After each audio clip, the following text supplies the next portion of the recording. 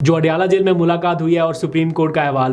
Barrister Ali Zafar گئے ہیں عمران خان سے ملاقات کرنے اڈیالہ جیل میں, اور انہوں نے سپریم کورٹ میں جاری کیس سے متعلق گائیڈ لائنز لی ہیں. کوئی 30 منٹ تک ان کی ملاقات ہوئی. عمران خان نے انہیں تفصیلی بتا دیا ہے کہ آگے کیا کرنا ہے. اب کل پتہ چلے گا, جب وہ اپنے دلائل دیں گے سپریم کورٹ میں تو پتہ چل جائے گا. اور بائی دا وے, عمران خان نے بیرسٹر گوہر سے متعلق چلنے والی جو خبریں ہیں ان کو بھی مسترد کر دیا ہے, ان کو فیک نیوز قرار دیا ہے. میں نے پرسوں کے ولاگ میں بھی آپ کو بتایا تھا, کل کے ولاگ میں بھی بتایا تھا کہ بہت ساری فیک نیوز چل رہی ہیں, اور جب ہمارے پاس وہ آتی ہیں نا, ان کا بنانے کا جو انداز ہے یا چلانے کا جو انداز یا اسپریڈ کرنے کا جو طریقہ کار ہوتا ہے, اس سے ہمیں پتہ چل جاتا ہے کہ اس خبر میں کتنی اوتھینٹسٹی ہے.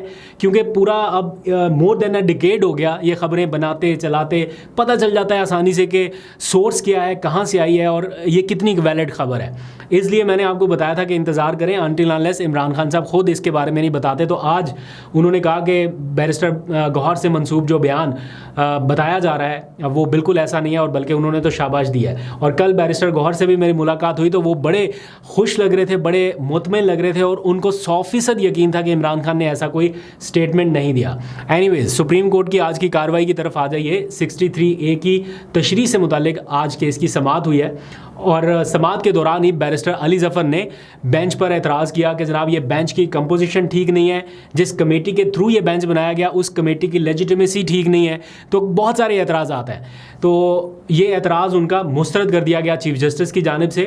اور آج کافی گرما گرمی بھی رہی سماعت کے دوران, جب ایک PTI کے وکیل یا ورکر کہہ لیجئے مصطفین کاظمی, اکثر میں نے ان کو دیکھا ہے وہ PTI کے جو لائرز کے احتجاج رہتے ہیں ان میں شرکت کرتے ہیں اور ہر جگہ پہ پہنچے ہوئے ہوتے ہیں. کافی متحرک کارکن ہے, یا ان کے پاس کوئی عہدہ تو نہیں ہے PTI کا ایز سچ, لیکن میں نے ان کو PTI کی ایکٹیویٹیز میں پارٹیسپیٹ کرتے ہوئے کئی دفعہ دیکھا ہے, سابق بیوروکریٹ بھی ہیں. تو وہ اچانک روسٹرم پر آئے اور انہوں نے کہا کہ یہ جو 5 رکنی لارجر بینچ ہے یہ غیر آئینی ہے, اور ہمارے 500 وکلا باہر احتجاج کر رہے ہیں, اور ہم دیکھتے ہیں کہ آپ کیسے ہمارے خلاف فیصلہ دیتے ہیں. تو ان کا جو ایگریسو رویہ تھا یا ایک دم سے ریاکشن تھا, اس پر چیف جسٹس قاضی فائز عیسیٰ کی جانب سے برہمی کا اظہار بھی کیا گیا. ان کو بیٹھنے کی ہدایت کی گئی, اور پھر یہ کہا کہ اگر آپ نہیں بیٹھے تو میں پولیس کو ہدایت دوں گا, اور پھر انہوں نے ہدایت دی کہ ان کو باہر نکال دیا جائے. کاروائی تھوڑی سی آگے بڑھی تو جو بیرسٹر علی ظفر تھے ان کو مخاطب کیا چیف جسٹس نے, اور کہا کہ یہ کیا ہو رہا ہے, آپ ہمیں بے عزت کرنے کے لیے یہاں پر آئے ہیں, ہم یہ ہرگز برداشت نہیں کریں گے. تو اس طرح کے ریمارکس جو ہیں وہ آج ایکسچینج ہوئے ہیں.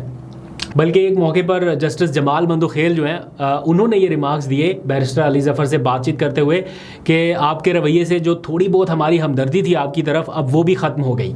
تو اگر ایک جج صاحب جو بینچ میں بیٹھے ہوئے ہیں وہی یہ کہہ دیں کہ ہماری ہمدردی آپ کے لیے ختم ہو گئی, دیٹ مینس کہ پھر ڈیسیژن کیا آنا ہے وہ تو پہلے ہی پتہ چل سکتا ہے. تو میرا خیال ہے ایسے ریمارکس نہ آتے تو بہتر تھا, لیکن خیر گرما گرمی دونوں طرف سے ہوئی تو یہ ہو جاتا ہے سم ٹائمز. تو کیس کی سماعت جو ہے وہ کل تک ملتوی ہوئی ہے. کل پتہ چلے گا کہ علی ظفر نے عمران خان صاحب سے کیا ہدایات دی ہیں اور وہ کس طرح کیس کو آگے بڑھاتے ہیں.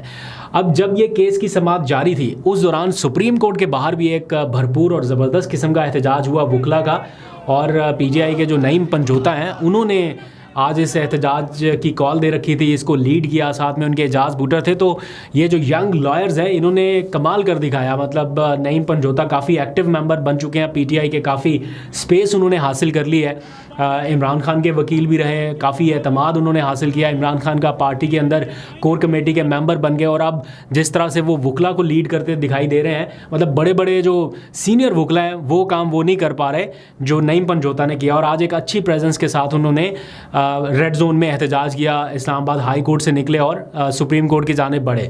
ساتھی وکلا بھی ان کے ساتھ موجود رہے. اسلام آباد میں سچویشن ایسی نہیں تھی کہ وکلا آرام سے پہنچ پاتے ریڈ زون کی طرف, لیکن جن راستوں سے ہو کے یا جیسے بھی پہنچے بٹ سم ہاؤ ایک اچھا پاور شو کرنے میں کامیاب رہے. اور یہی طریقہ ہے مزاحمت کا, یا یہی طریقہ ہے پریشر بلڈ کرنے کا, تو وہ PTI کے وکلا کر رہے ہیں. تو وکلا بھی احتجاج کر رہے ہیں, باقی جو ان کے کارکنان ہیں وہ بھی کر رہے ہیں, اور ویسے بھی بہت سارے لوگ عام شہری بھی اس کاز میں جو ہیں وہ اب آگے بڑھتے جا رہے ہیں اسٹریٹ موومنٹ میں.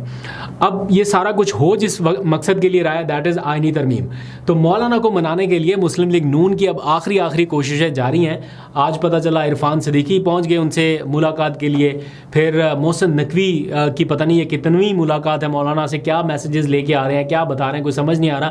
لیکن بیک ٹو بیک ملاقاتیں جاری ہیں, کوششیں ہو رہی ہیں کہ کسی طرح سے مولانا کو رام کر لیں. عرفان صدیقی یہ بیان دے رہے ہیں کہ جناب اگر مولانا نہ بھی مانے یا حامی نہ بھی بری, ہم تب بھی آئینی ترامیم کرا سکتے ہیں, لیکن کوشش ہوگی کہ ہم مولانا کی موجودگی میں یا ان کی وجہ سے, ان کی تعاون سے کرائیں. اب مولانا نے اگر سٹینڈ لیے رکھا تو پھر تھوڑی سی مشکل ہوگی, کیونکہ مولانا کا سٹینڈ جو ہے وہ اس لیے بھی وزنی ہے یا بھاری ہے کیونکہ ان کے پاس اچھی خاصی اسٹریٹ پاور ہے. اگر مولانا کو ناراض کر کے حکومت یہ سارا کچھ کرتی ہے تو پھر ادھر پی ٹی آئی کی اسٹریٹ پاور, ادھر مولانا کی اسٹریٹ پاور, تو حکومت کے لیے مزید مشکلات بڑھ جائیں گی. تو 2 ہفتے میکسیمم مجھے لگتا ہے اور چلے گا, جب یہ معاملہ کسی نہ کسی کروٹ پہ بیٹھ جائے گا اور نبٹ جائے گا کہ آئینی ترمیم ہونی ہے یا نہیں ہونی. آل دو کہ کچھ لوگ کہتے ہیں کہ 25 اکتوبر کے آخری ٹائم تک یہ کوششیں جاری رہیں گی اگر یہ معاملہ 2 ہفتوں میں نہ ہوا, لیکن دیکھتے ہیں کیا ہوتا ہے.